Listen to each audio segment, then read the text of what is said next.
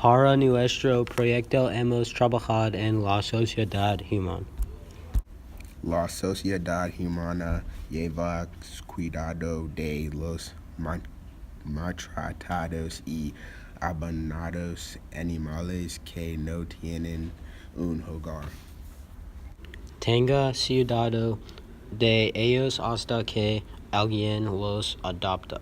Tuvimos que tomar un entrenamiento de la semana antes de que podríamos comenzar.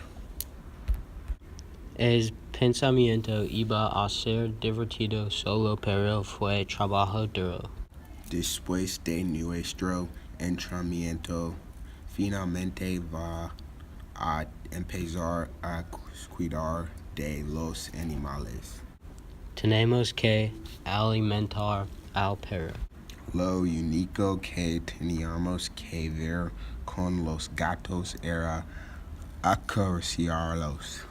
Los gatos cobertizan muchos de cabello cuando se lleva a cabo los. Algunos de los perros eran difíciles de porque actuaban agresivo. Era un trabajo duro, pero fue divertido. Ayudar a los animales nos hizo sentir bien.